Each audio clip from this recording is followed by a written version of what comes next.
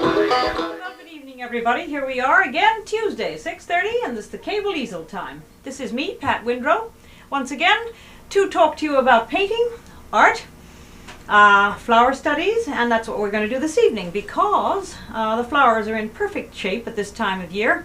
Last week I was not here. I was called into New York on business. And for anybody who knows that I cut my thumb rather badly 3 weeks ago, it's doing fine. See, the bandage is all gone and I'm all right again. So, also I'm expecting possibly to have Adam Klein come up and sing a song for us while I'm painting, which will give some musical accompaniment to this visual program. And also I have, once again, an RV company on Long Island here is sponsoring me this week once again. So there'll be a message from them in about 20 minutes and another one about 20 minutes after that. And so do listen carefully for the information. So here we are. Let's talk about what's going to happen this evening, and then maybe I can talk to you a little bit about some of the events in New York, in Setauket at this time. New York is a little far away and a little hot to get to. So let's just talk for a moment and see if we can look at this arrangement that I've brought this evening. As you know, I am a flower painter as well as a landscape painter, and I like to work from life, which means that I can't bring my landscapes into the studio, and until we get our mini cam outside, I think we'll just work indoors. This is, of course, there he is, he's just arrived. Come on in, Adam, make yourself comfortable. And while I've decided that maybe you can sing while I'm painting. Isn't that nice? That's nice. Yes. And so, here we have the setup. This is my little itty bitty studio up here at Brookhaven Cable on the Industrial Road in Port Jefferson, and Brookhaven Live is the name of this series of programs. And here is the beginning of the way I'm going to do this painting. Whenever you're ready, Adam, come on in and we can work out. I'm going to be working with a little piece of charcoal to show you how I'm going to lay this out. This is an ordinary piece of the back of a drawing pad. The white is much too brilliant. See, it does terrible things to the camera, so I'm going to use the back of the pad, which is perfectly adequate to do a lesson on. I certainly wouldn't say that you do this for commercial purposes, but for a lesson it's fine.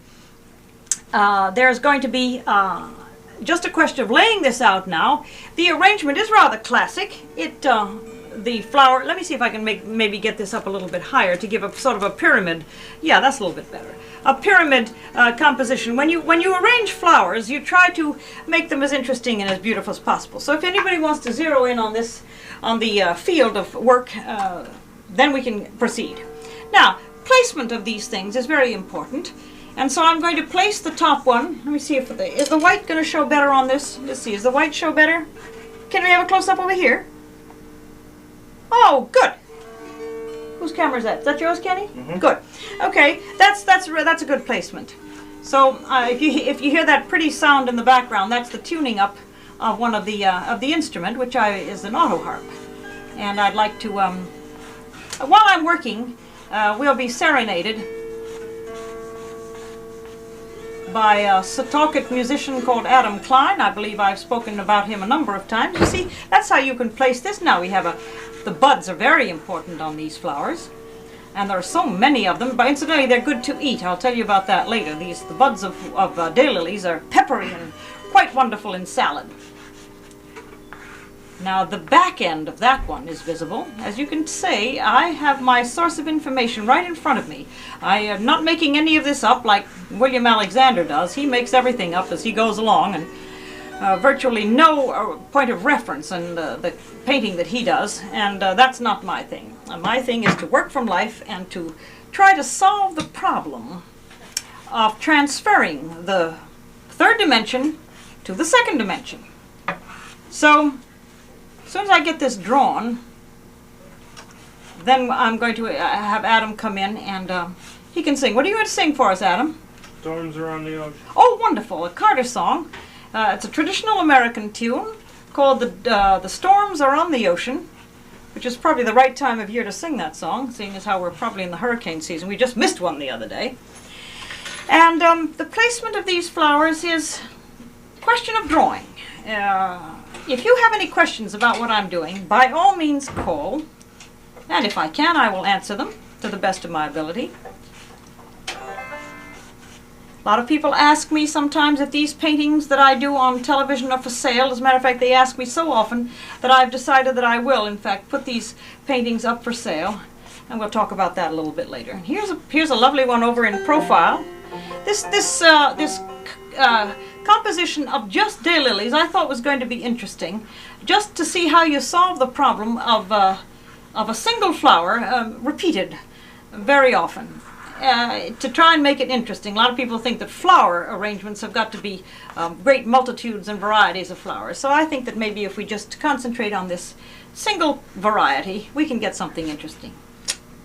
And then this one curls around here, like that. And that beautiful curl comes around like that. All right, so if we can lower this a little bit, we'll get to work a little bit on the vase. There we are.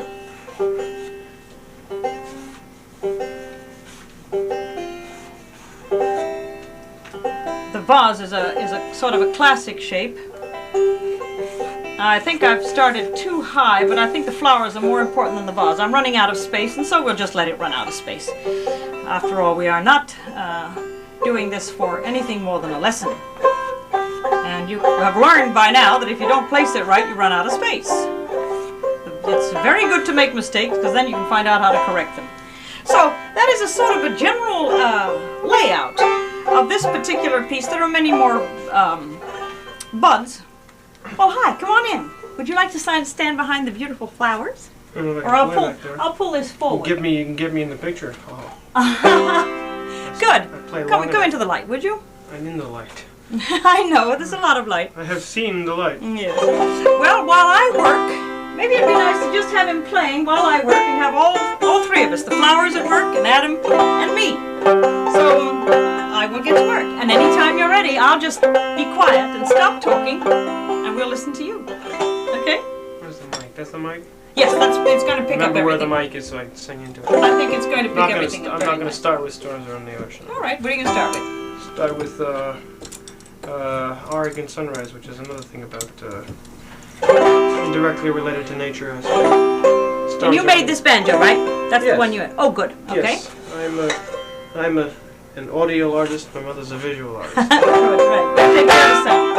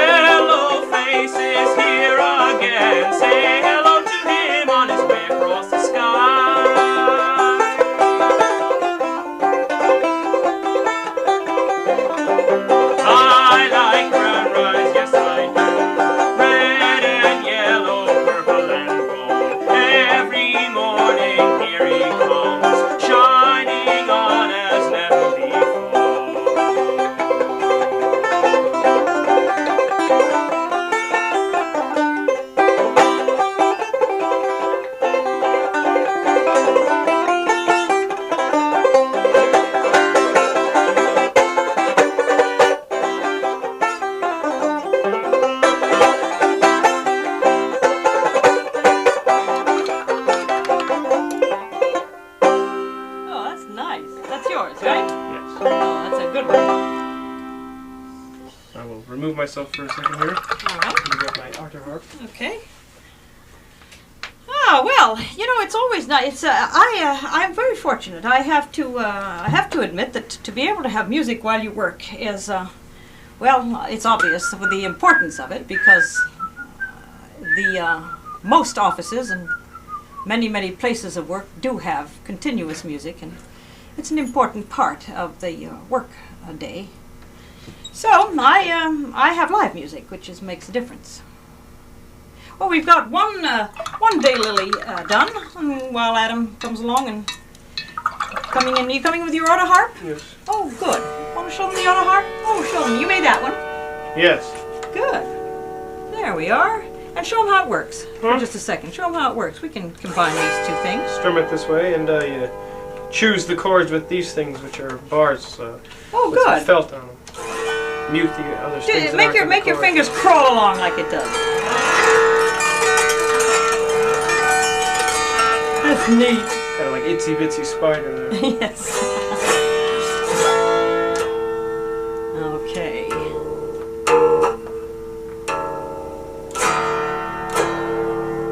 Go ahead, anytime you're ready. I'm working. You can work.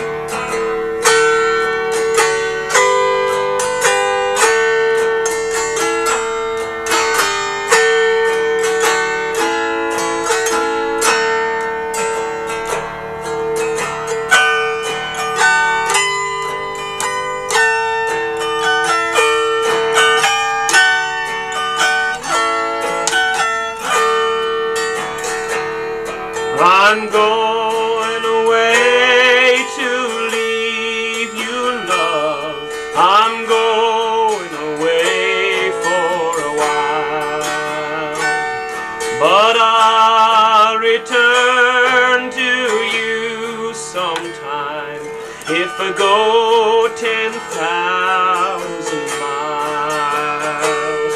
The storms are on the ocean. The heavens may cease to be. This world may lose its motion, love, if I prove false to thee.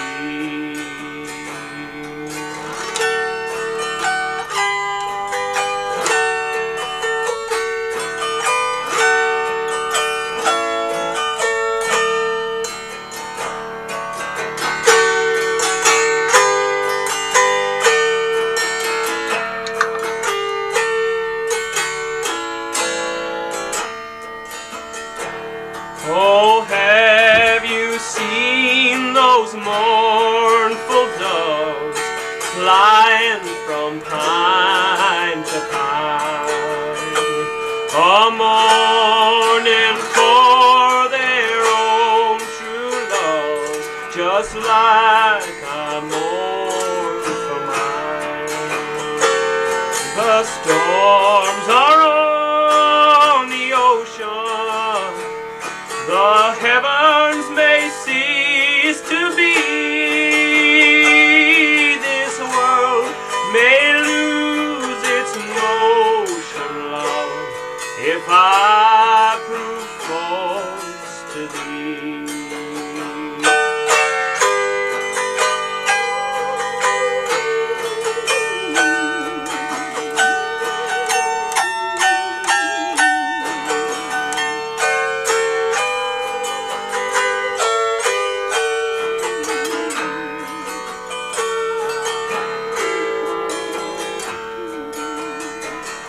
If I prove false to thee, my love, the rocks will shift and turn, and the fire will freeze in a cake of ice. The raging seas will burn. The storms are on the ocean. The heavens may cease to be. This world may lose its motion, love, if I prove false to thee.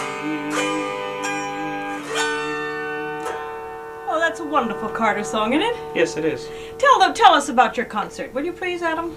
Well, me and my group are going to, me and my brother anyway, and some friends of ours are going to put a concert on under the name of Zing Summer Concert, July 3rd, 1982. That's this year. And there you go. There's your poster. I'll put that just up here, and so we can look at it later. And at the Setauket Neighborhood House, feel free to come along and stomp your feet or clap your hands or sing along. Right. Big Good. reunion. Okay, we'll talk. We'll announce that once more. You know, we've got 5 more minutes before we have to break for an announcement by the RV people. Yes. So if you have something that you can do for... Yes. And then I know that you have to go off and sing somewhere else for real money. So we won't hold you. Yeah, you're...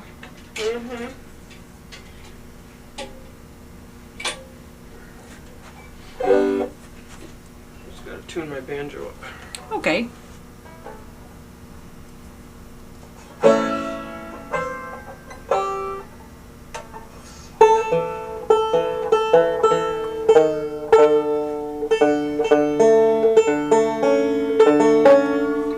I think banjos are for tuning only, aren't they? Incidental playing. I should get a sitar, then you'll be really at the wall. Yes. Sitars are hard to keep in tune. It just has so many strings. Oh, yeah.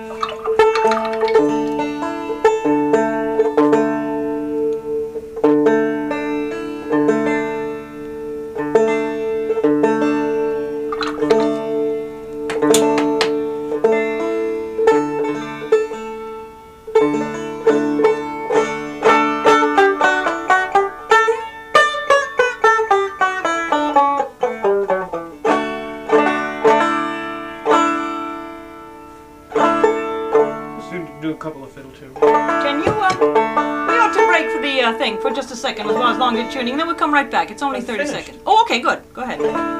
Fine. You couldn't tell, could you?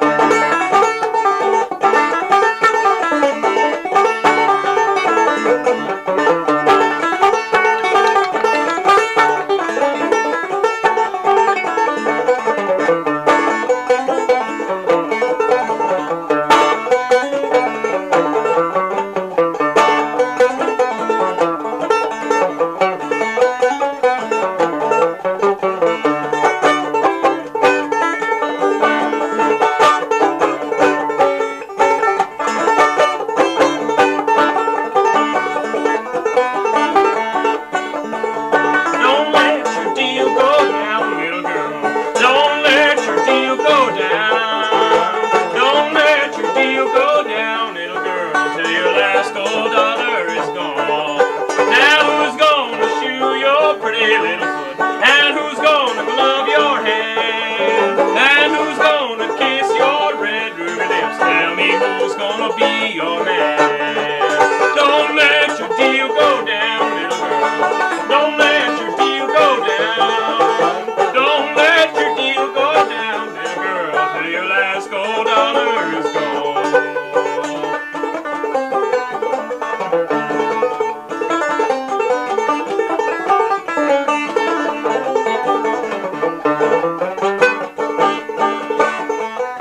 Papa can shoe my pretty little foot, and Mama can glove my hand, and you can kiss my red ruby lips when you come home again.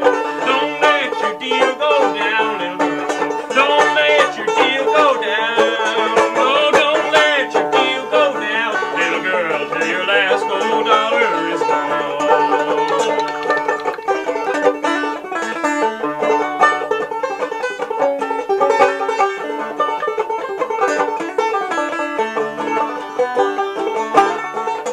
Now where did you get them high-top shoes? That dress that you wear so fine. I got the dress from an engineer. I got the shoes from a driver in the mine. Don't let your deal go down, little girl. Don't let your deal go down. No, no, don't let your deal go down, little girl, till your last gold dollar is gone.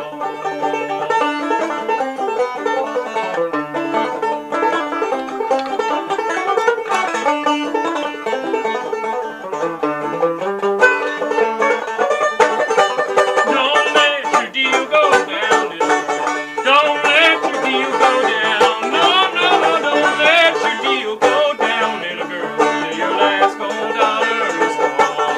Till your last gold dollar is gone. That's good. That's great. Thank you, Adam. Thank you for having me. And you have to go now. Yes, I do. Well, I appreciate your coming. Thank you. And see you later. Okay. And Bye-bye. We'll talk about the concert again. Yes, talk about the concert again. Thank you. Bye-bye. Bye-bye.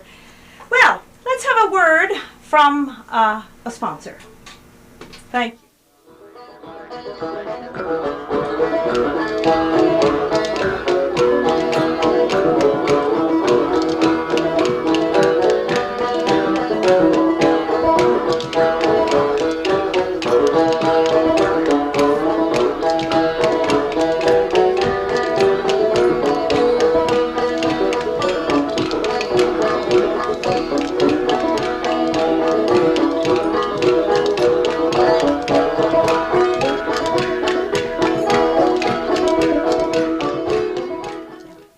Well, after that lovely music that we had to paint by, I'm going to have to carry on by myself. My flowers have gone and collapsed under these hot lights, so I'm going to try and prop them up a little bit. But let me talk for one moment about something happening. Oh, in there. Okay. The Gallery North in Setauket has an exhibit of Joseph Raboli's paintings. They're really wonderful paintings. Do go and see them. They are paintings of Long Island, primarily from here on east, I suppose. Many wonderful sky studies and land studies of the island. And things like wonderful pumpkin studies on the back of an old truck and things. And he, of course, there are a couple from Vermont where he goes in the wintertime. And he is quite a remarkable American painter. He's in Who's Who of American Painting. He lives right here in Stony Brook, and he's sort of our folk hero. I knew him when he was very, very young, and he came to my studio once and said, someday I'm going to paint. And by golly, he has. His name is Joseph Raboli. He is at an exhibit at the Gallery North. And at the same time, there is also an exhibit of Henry Winter, a very old local man who died last year, but he was a bird carver. His specialty is eagles and owls. And if that's your kind of thing, then do go and see Winter's wood sculptures. You have a phone call. I have a phone call. All right. Well, that's about all the artistic announcements that I have for now, and I'll take the phone call if you want to. Yes, good evening. Can I help you? Yeah, my name is Ann. Hi, Ann. A couple of weeks ago you had talked about some kind of a club, Yes. and we never got any more on it, and we were interested. Good. Well, and the reason that you didn't get it last week was because they showed a tape, because I was called away. And the week before that, I announced it, and then I didn't pursue it. And my friend Chris Leffler called me up and reminded me that I had said something and didn't pursue it. I want to meet, not this Sunday, but the following Sunday is the 4th of July, which we don't want to meet then, but the Sunday after that, which probably should be somewhere around, let me see, 4 and 7 should make what, 12? Yeah. Okay, Sunday the 12th of July, I would like to have the club congregate and meet at the Setauket Harbor Beach on Shore Road in East Setauket. If the people who are interested are listening, then you'll find it by going down 25A either from east or west and turn towards the water on Shore Road, and I will meet you there at 11 in the morning. Is that good for you, Anne? What day of the week? Sunday. Sunday, yeah. Is that good? Excellent. Fine. So Sunday, the 12th of July at 11 in the morning, I will be down at the Setauket Beach. You'll see my car parked out there. It's a red and silver car with my license plate is Windrow, so you can't miss it. And we can work on the scene. That is, of course, if it's not pouring with rain. If it's not pouring with rain, I will be there no matter what. Is that good, Anne? What would be the best medium to bring? Bring what you're working in now. Tempera or oils, whichever you feel you would like to work outside with. Okay. Okay? Very good. And did your son do well in his audition? Yes, he did, as a matter of fact. They liked him very much, and then he auditioned the following week on stage at the Metropolitan Opera. And then the following week he auditioned for the Chicago Lyric Opera. And so we're off on an operatic career. Oh, that's wonderful. Thank you, Anne. Okay. Anything else can I talk to you about? No, that's it. Call me again if you need anything, but otherwise I'll see you on the 12th of July. Fine, thank you. Thank you. All right, well, that settles that. I hope that Chris was watching, and if he isn't, he can call up later and I'll repeat the date. So, we have a study here of some daylilies that started off much perkier than they are now, but I think they'll survive all right for another few moments. Well, let me just put it in the right position. You see, with flowers, you have to kind of tease them into behaving. Naturally, they're fragile little things, and if it's too hot and if there's no air, they suffer from it. But there's a sort of a fairly good resuscitation of this poor thing that's collapsed back here. As a matter of fact, it's got some nice shadows on it. And we'll just work the shadows. Anytime you're ready, come on in and we can work on these shadows see, this flower here is casting a shadow on this one, which means that there's a rather intense shadow underneath this fold. I'm going to smear that a little bit with my finger. I'm working with tempera tonight, as I do almost all the time. And this shadow is being thrown right across this flower down here because of that top one. I think you can, that'll make some sense to you when you see it. And back here, these are in intense shadow because of the fact that they are away from the light. But the curl is bright. So I'm mixing directly from the jar a good deal of the time.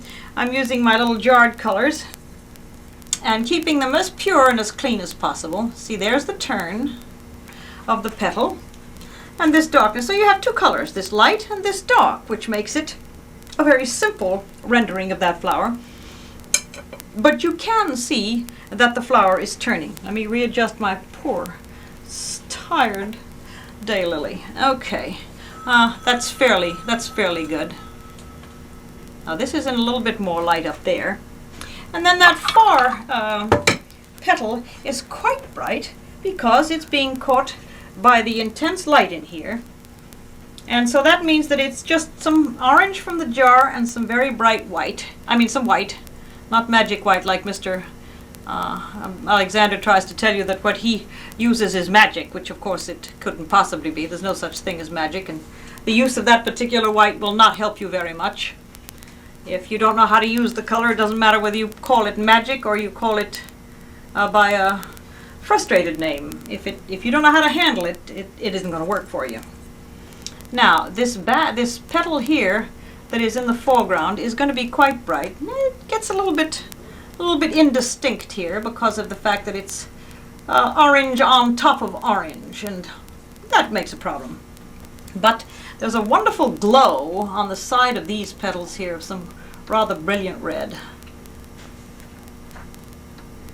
There's nothing quite as really delicious as some of these beautiful daylilies that are just now coming out. See this lovely sort of frill here, the kind that if you see it on a blouse, you can't resist buying it. And instead of that, it's right here on this lovely flower.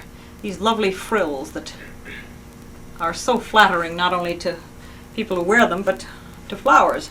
And then we have the little stamen that's catching the light in a very subtle manner, and another one with the little bright beady things that grow on them. There's a vein that comes down the center of this one we have to pay attention to, and the red glow, as I see in my flower, is coming from the center of this one. And immediately you see that when you pay attention to these details, the flower begins to take shape and to make some sense. The petal this petal needed to have the darker red to set it off. Well, a flower study of daylilies is wonderful. First of all, they are plentiful. They are almost always identical flowers. One tends to be sort of an identical twin to the other. You can't always say that about roses. You can say it about daylilies and about iris, pansies, and stuff like that. But so if one fades on you under these incredible lights, then I can simply go and get a fresh one out of the garden, and everybody has daylilies. Is there a phone call?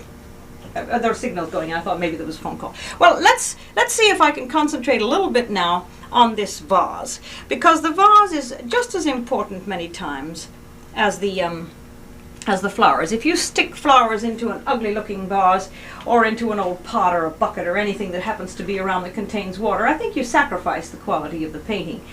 So if you have to borrow a beautiful vase, or if you have one squirreled away in the house somewhere, do take it out and use it, because it's important for the picture. So this is a pewter vase that was given to me an awfully long time ago. It has its own funny pewtery color, which is somewhere in the neighborhood of some mauve and some yellow ochre and a sort of a whole bunch of dismal colors, but the brilliance of pewter comes when you put the highlights on. All right, so if we tackle this, I know that we want to have another message pretty soon from our... Phone call. Oh, good. Phone call. Okay, we'll stop this for a second and take the call. Yes, okay, here? Yes, good evening. Can I help you? Hi, Mr. Windrow. It's Chris. Oh, hi, Chris. I have been dying to use my pastels. I have a box of pastels, not that many colors, but yeah. And I wondered if you could achieve the same effect like you do when you're painting your flowers with a box of pastels. Oh, absolutely. Oh, indeed you can. Yes, of course you can. Did you hear me announce about the club? Oh, yeah, I heard that, yeah. Well, if you want to bring your pastels that day and work with an outside landscape, that's fine. We can do pastels. Anybody can bring what they want. Okay. But if the answer to the question at the moment is yes, of course you can. As a matter of fact, if you have a box of pastels with a nice variety of colors, you won't have to mix anything. Well, I don't have like a 41. How many have you got? 12? I think I got a little more than 12. I think I got about 15. Then you shouldn't have any problem. And with pastel, you simply put the light color on first, and then if you need to darken it with the darker shade, put it on second. Because it's very hard to cover a dark color with light. It's easy to darken a light color, but it is considerably more difficult to lighten a dark color. Understand? Yeah. Okay. So if you have the pale petal, and there's a shadow that comes around and sticks on it, put the pale part on first. Okay. All right? Right. Anything else? Yeah, you don't need to apply much pressure with it, because it seems that when you put it on there, it comes out to have like a chalk effect, and it doesn't go over solid. It's butterfly wings technique. You know, don't massacre that pastel. Right. It's a delicate and fragile piece of chalk, and you are to handle it accordingly. Okay. Okay. Okay. Thank you very much. Nope. That's okay. I'll see you on the 12th. Yep. Are you not busy? You're not going away? Oh no. Good. Then I'll see you then. Okay. Bye, Chris. Bye bye. Good. Okay. So we have here the dark side of the of the pewter vase, and it's going to become lighter as it comes around the corner. So you dip into the, well, I'm using a base of white here, and I'm going to make it lighter as I go around the corner. I'm going to also try to blend it, because metal is metal. It blends very subtly, and it's a little bit dark. I got to be careful of that petal. Well, I'll put that petal back, the one that's sticking out over the edge. I'll put it back later. But here, this darkness of this of under the lip of the vase, and it also is a little bit of the pot, and it's also dark here. And now, well, we'll put the highlights in later, because that's the fun part. I mean, I need to use a larger brush. So let me change my brush. I'm now using a square cut brush rather than that small one that I used on the petals, because I don't have to go to points. I don't have to make points now. I'm working on more flat areas. So changing the brush is perfectly acceptable. That's why one should have at least two brushes, one square and one round, one slightly larger than the other. So the outline of this vase, is that showing? No, I better make it a little bit darker for you to be able to see what I'm doing. And besides that, I'm fooling with the background. And the background has to have a slight contrast.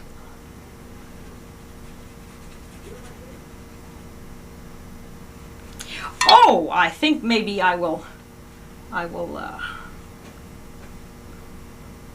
tell you a little bit about a project that I am doing up at St. Charles Hospital. I can talk while I paint. I have just finished polishing by hand and repairing the finger on a rather wonderful piece of sculpture of St. Charles. It's a statue that was brought from Italy somewhere around the turn of the century, and it lived up in the top of the old building. And when the old building was taken down and the new building put up, the statue was taken out of its place, and it has been outside for 24 years. Now the project is to bring it back out into the open, and to display it in memory of a man called Mr. Hanahan, I believe his name was. He died last year, and this is a memorial to him. But the point about the statue is that I have set it on a boulder which was given to me by the Brookhaven Town Highway Department, which I was very grateful for. A wonderful bunch of men were called in on the project to move this enormous boulder from the East Setauket yard, and we chugged on up the hill to St. Charles Hospital and placed the stone in front of the entrance to the hospital, ready to receive the statue, which should be taking place within the next few weeks. I'm putting the highlights in, as you can see, and the highlights on this ring around here. There are so many lights in the studio that the highlights are numerous. Anyway, just to get back to the St. Charles project.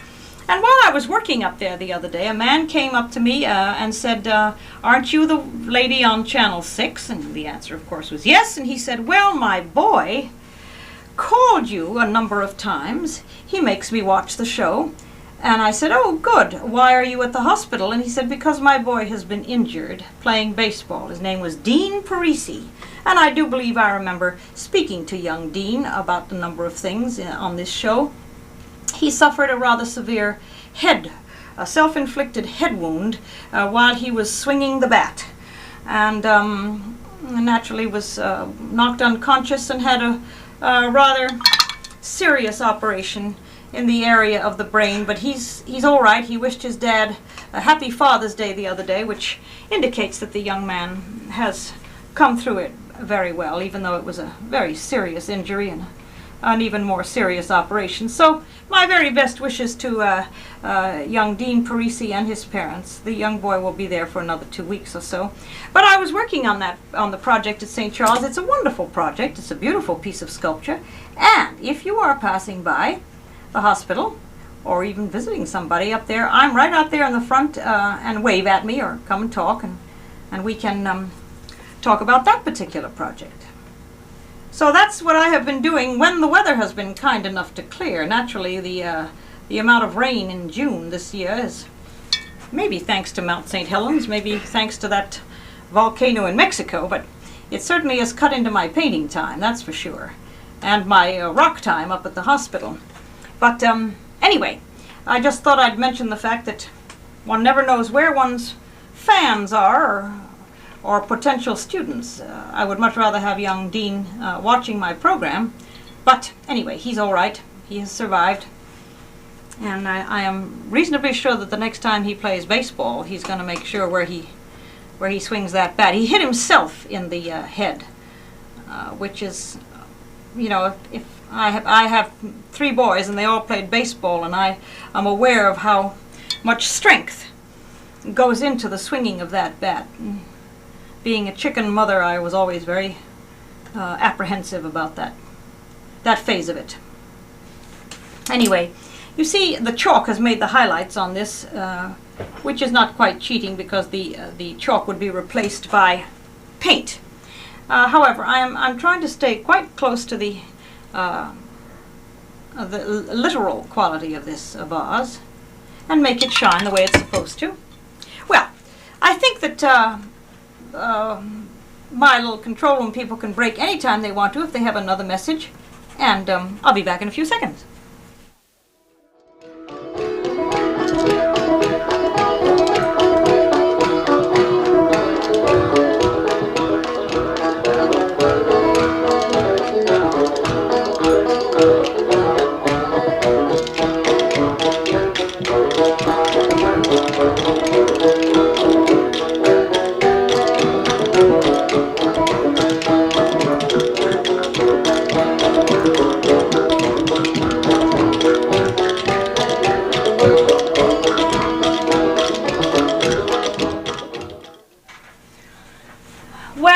Absolutely true. Listen, I'm not going to add too much to that particular announcement that you just saw. Where am I talking? To this one? Oh, to that one. But we had one of those great big RVs for a number of years, and I found it my roving studio. I actually really went out and was able to spend many, many days on the road painting because I had the whole kitchen arrangement and the bathroom and the whole thing, and so I was able to go out and start a rather large landscape and continue it for many days. I think one of the more amusing episodes about an RV that we had, that we were in a campground, and night came, and the fires were being lit in the barbecue things, and people were gathering around the fires, and my boys were playing music, and the huge RV next to us had a bunch of people. It must have been a 28-footer with all sorts of bedrooms and things. And they brought out the projection camera, and they were projecting slides onto the side of the RV. And guess what they were projecting? They were projecting pictures of the RV. Photographs that they had taken of the unit in various parts of the country, in Mexico, in Vermont, in Maine, and whatever. And they were showing pictures of their wagon on the wagon, which I thought was very surrealistic, and we loved it. It was a little slideshow, and we had music, and so they are really fun. So that's just a tale out of absolutely nowhere, except it's got something to do with RVs. So here we go. It's 7:15, working up to snuff with this painting of the Daylilies in a pewter vase. The vase from here, I'm looking at it over in my monitor over there, looks like it's really shining rather nicely. And maybe I'll just work on this little oval back here. And if there are any more phone calls, you better do it quick because there's only 15 minutes left before this show is over for another week. Of course, I'll be back next week. What is next? Is next week? What's next week? 4th of July weekend? It must be. 29th. Oh, well, the 4th of July isn't far away. I've just completed doing the design for the front page of the Three Village Herald, which is going to be first time that they will ever have spent that much space, given that much space to a cover on a newspaper. And it's a very happy front cover full of all sorts of exploding stars and rockets and little sky bombs and things, all exploding on the front page of the Three Village Herald, which was rather fun to do. This looks very lopsided and very unfortunate. However, I'm going to try and make it shine, and I'm running out of space anyhow. Maybe we ought not to concentrate so much on that. Here's a highlight there. That sort of makes up for it a little bit, and there's a rather big highlight here, and I'm off the page. So, and then there's one over there. And the lights are catching this rather well. Well, we have. Okay, let me bring this in here. 10 minutes. 10 minutes, okay. That's a very strong highlight. There's another one here because this is a ball that joins these two shapes that are very much like a, well, like a musical staff, but it's not. And let's see, is there a highlight up here? Yes, there is, where the chalk line is. And then along the edge, just a very slight little highlight is being caught. It has to be brighter than that, I think. A highlight is caught here. All right, I mentioned before that people have asked me if I would sell some of these paintings that I do here on the show, and the answer is yes. They will not be framed, of course, but I will be glad to sell these studies that I do for $25. If anybody wants them, they can call up. They will be left here. The paintings will be left here to be picked up and paid for as they come to this. Or you can call me at my studio. That'll be put on the screen in a little while, and then you'll be able. It's probably a better idea for you to call me at my studio. I don't think that this TV station wants to get involved in the business of selling these things. So forget about what I said about coming up here. Call me at my studio at 751-4508, and first come, first serve. There are no copies.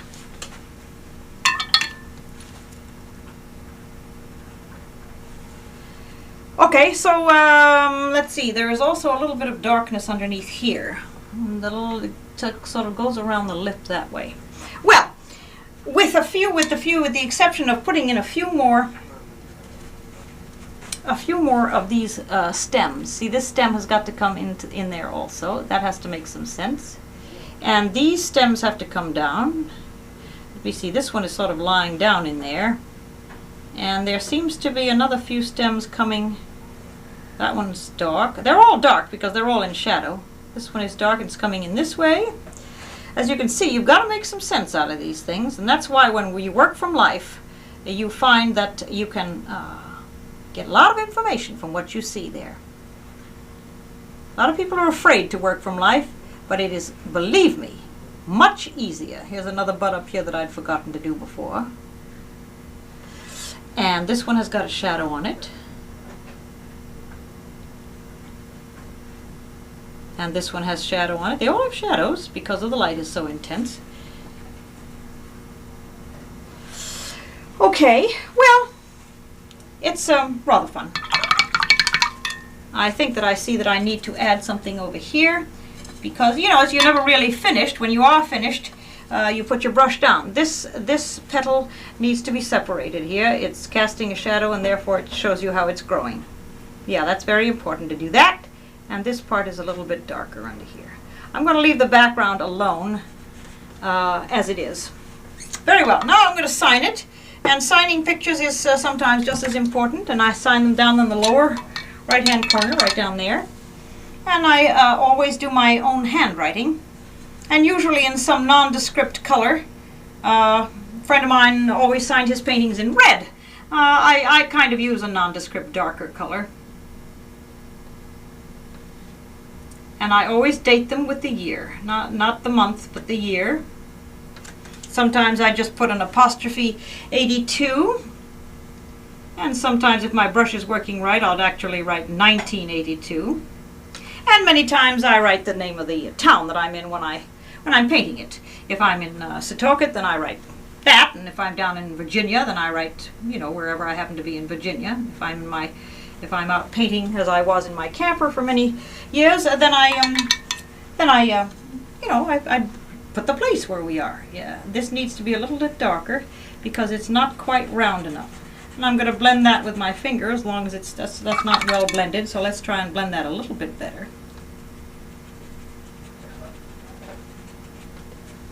There, dark and shade. That's the problem, and that's the fascination. How many minutes? 5 minutes. Huh? 5. 5. Okay. Well, the refinement of painting comes later. But let me recap what we did here. I need a little bit more light there. This has gotten to be now overworked.